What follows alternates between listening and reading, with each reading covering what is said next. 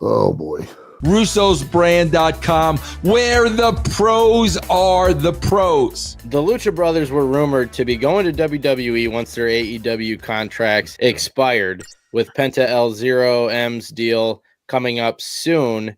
But then it was reported that time had been added to Rey Fenix's contract because of injuries, which would not allow him to go to WWE at the same time as his tag partner. And sources are claiming to Fightful that he's going to be signed with AEW well into 2025.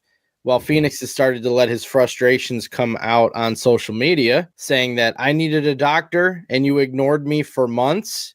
A fan made a tweet about how poorly Rey Fenix has been treated by AEW, and Fenix replied, I will speak my truth. And then he made another tweet saying, no one stays in a place where they received inhumane treatment. Oh, boy. With the advent of social media, I don't know if necessarily all of it's good. This is a good example, a good situation to kind of illustrate that. Social media is a tool. It's like a hammer.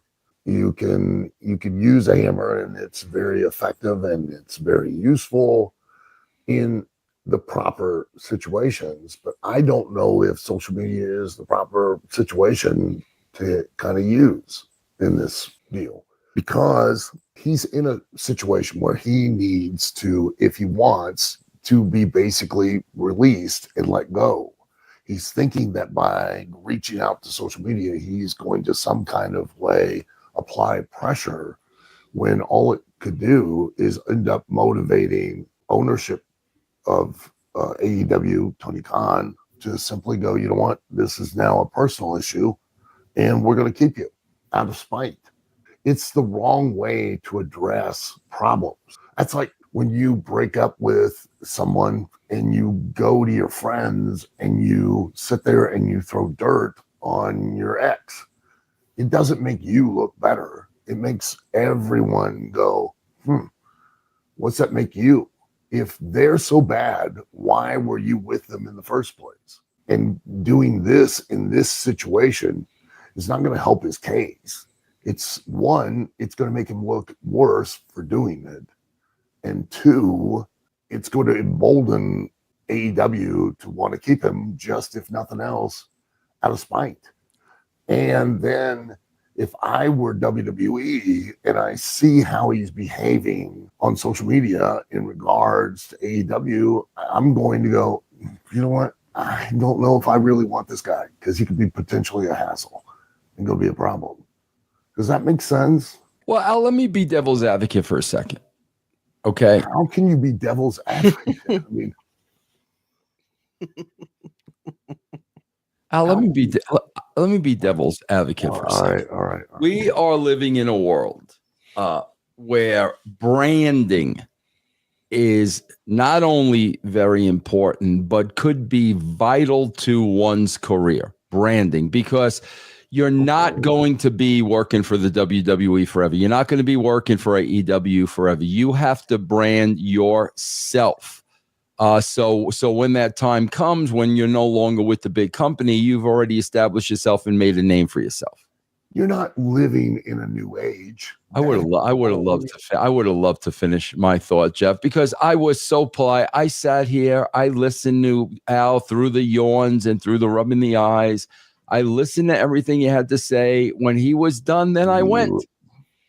Al, if you're a guy like Ricky Starks, if you're a guy like Penta, and if you have a following, Fenix, and all of a sudden you disappear for reasons that are out of your control, and now you've got an entire fan base. What happened to Ricky Starks? What happened to, remember Al, the old out of sight, out of mind? Okay, all of a sudden, bro, out of sight, out of mind. Now your brand is being hurt because you're nowhere in sight. Nobody's hearing anything from you. They don't know why. How do you publicly not let your fan base know what is going on, especially if the pooch is getting screwed and you got no control over it? You know, you're sitting in an ivory tower over there making all kinds of money at OVW, looking down at the plebeians. You know, you don't understand. You don't understand the common worker. Yes, plebeians. Yeah, and what I'm not saying he can't use his social media. I'm not saying that he can't communicate to his fan base. He can. But what he's doing is not the proper way to do it. He is again taking behind the curtain or closed door information, and he's going to the general public, and he's doing it for the reasons of trying to garner support and try emotional support. And then he's also trying to do it to kind of put pressure or guilt AEW into letting him go. I don't care if he goes on social media and he goes, look, guys, I was supposed to go to WWE. I can't.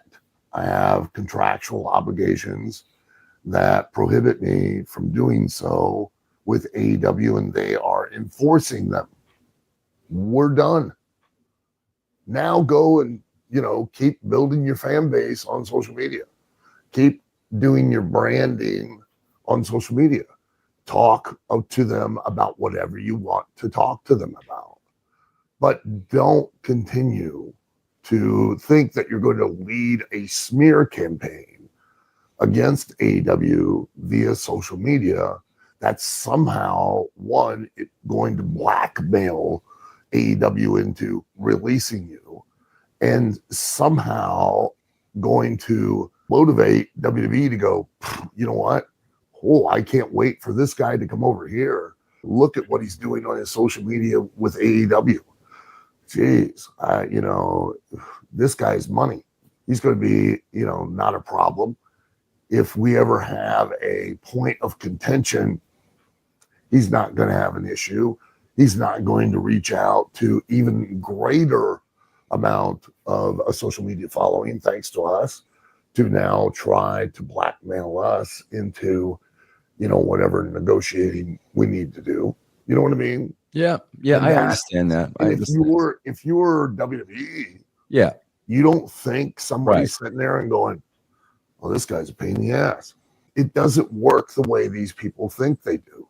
And they all try to use social media in the manner that they want to use it, which is to their benefit, which sometimes is to bully someone into doing an action they want to do.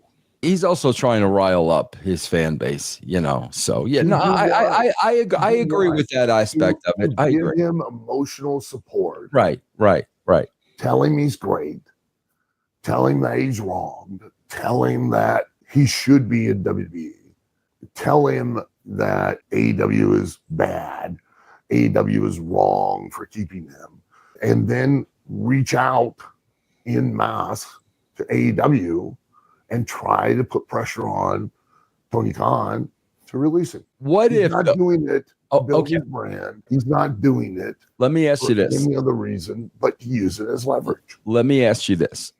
What if prior to doing any of this, he had the conversation with Tony Khan and the conversation fell on deaf ears and the situation did not change whatsoever? What if he did that first? Then that's his business.